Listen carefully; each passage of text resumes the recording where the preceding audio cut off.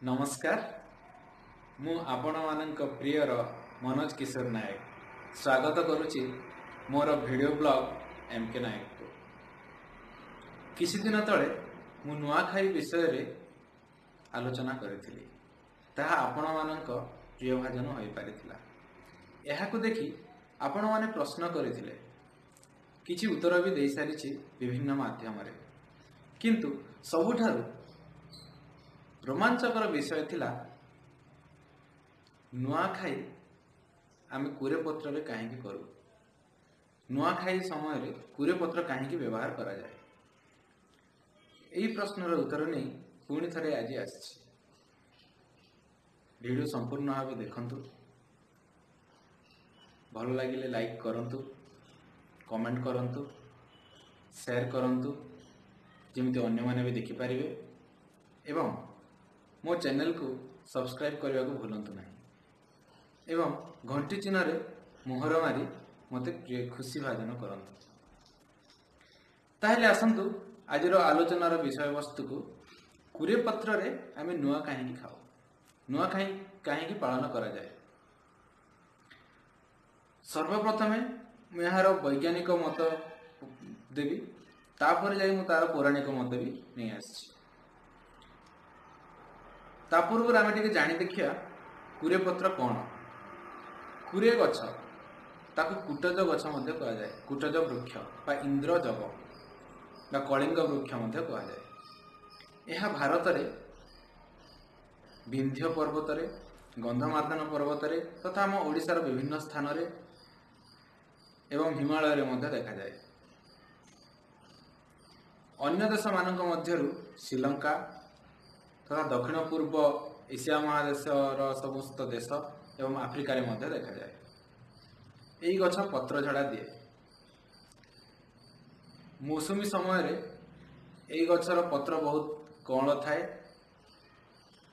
वर्षा ऋतु रे जते बेले आमे नुआखाई पालन करू से समय को पत्रटा पापुली आकार धारण कर सारी थाए एवं यह धला रंगर फूल दिए। पेंथा पेंथा ही फूल थाए, सेतिपई झील माने तांको केसर भी लगेया पई व्यवहार करिथांती। एपरिक या उपरे मध्य गोटे सुंदर गीत अछि, आंबौल कुरे फूल करुथिब सुरुता। यार मंजी तथा बार्क जा तार कांडर मध्य अंश ताकू विभिन्न मेडिसिन हिसाब रे मध्य व्यवहार करा जाए। तो वर्तमान आसिया एई कुरे पत्र काहेकि व्यवहार करा जाए नुआखाई दिन।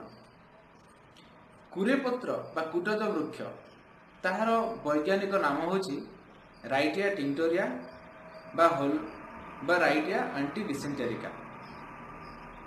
या दुई प्रकार देखा जाए, किंतु साइंटिफिक नेम बा तार वैज्ञानिक नाम रो आपण देखि पारुथिबे तार ना होची एंटी डिसेंटेरिका। अर्थात कुरे पत्र किंबा तार मंजी खाइले झाड़ा रोग भल होता है। एतद व्यतीत पाइल्स बा आईबीएस जो रोचे इरिटेबल बाउल सिंड्रोम सेटा भी गोटे प्रकार झाड़ा रोग से सब भल होता है। पुणी यार पत्र को किंबा मंजी को आमे कृमि रोग पई व्यवहार करू एवं चर्म रोग पई मध्य यह व्यवहृत होता है। तो मोर कहवा कथा होची, जेतेबेले चाषी माने चाष करती जमी उपरे कादुओ तथा विभिन्न जिनसर संस्पर्श रे आसी सेमानकु ई कृमि रोग हेबार आशंका थाए तथा विभिन्न प्रकार चर्म रोग मध्य ग्रास करि थाए। तो नुआखाई पर्व होची सेही समय जेतेबेले ए सब काम प्रायतः सरी जाई थाए एवं धान अमल हेबा आरंभ होई थाए। एही समय रे जदि आमे एमिति किछि जिनिस व्यवहार करि परिबा जहा सेही वर्षर आमे रहिथिबा झाड़ा रोग, कृमि रोग तथा विभिन्न प्रकार चर्म रोग जदि भल होई पारियो सेटा सेमानक पई भल होई थाए। सेतिपई नुआखाई दिन कुरे पत्र व्यवहार करा जाए तथा सेही पत्र रे जदि आमे सेही पत्र को खाइबा किंबा सेही पत्र रे जदि आमे किछि अन्न भोजन करिबा ताहेले हमर झाड़ा रोग, कृमि रोग तथा चर्म रोग भल होई थाए। यह आयुर्वेद उद्धृत। ये तो गला वैज्ञानिक मत। यह छड़ा मुया विषय किसी रोमांचकर तथ्य नहीं आसछि पुराण। सर्वप्रथमे आम जा रामायण को जितेबले सीता अपहरण हो जाइथिला एवं राम और लक्ष्मण विभिन्न पर्वत से माने बुलुथिले से समय थिला वर्षा ऋतुर समय सेतेबेले कुरे फूल तार सौंदर्य एवं बास्नारे पूरा विमोहित करुथिला ताकू से निजर इष्टदेव सूर्य को अर्पण करथिले। ठीक सेमिति पहाड़ रे जो माने रहंती पहाड़वासी बा पहाड़ बासिंदा से माने से कुरे फूल निजर इष्टदेव को भी देई थांती। तो नुआखाई जितेबले पालन करू एटा कृषि प्रधान देश बा कृषक मानकर इष्टदेव होउचंती जितेबले से निज अन्न को भगवान को अर्पण करने को जाउचंती प्रथम अन्न को तो से दिन कुरे फूल प्राधान्यता रही थाए। या छड़ा कुरे पत्र से खाइले नुआखाई से खाइबा भल। तापर आसे आम रामायण युद्ध को जितेबले राम और रावण से मध्य युद्ध होता बहुत बानर सेना मृताहत होते किंतु सेमानंकु पुणी थरे जीवन दान करथिले इंद्र। सेतेबेले तांको देहरु किछि अमृत निर्गत होई भूमि उपरे पड़िथिला से सब को इंद्र गोटे वृक्ष रे परिणत करथिले। से वृक्ष होछि कुरे वृक्ष। सेतिपई एई वृक्ष को इंद्रजव बा अमृत वृक्ष मध्ये कहा जाय। जेहेतु यार नाम होछि अमृत वृक्ष एवं आमे अन्न को अमृत सहित तुलना करू सेतिपई कुरे पत्र जदि आमे अन्न भोजन करिवा ताहार यथार्थता रहिछि। तापरे मु नै जिबि आपण माननकु व्यासदेवଙ୍କ रचित देवी भागवत सेठी देवी भागवतଙ୍କ जो देवी भागवत रे देवी प्रकृतिଙ୍କର वासस्थान विषय रे वर्णना रहिछि। आमे जो रहुछु एई पृथ्वी होछि मर्त्य लोक। यहाँ तले 7 तल पाताल लोक रहिछि 7टी स्तर रे आ ऊपर रहिछि स्वर्ग लोक बा इंद्र लोक जोटी इंद्र रहंती। एहा छड़ा जमलोक रे जम रहंती।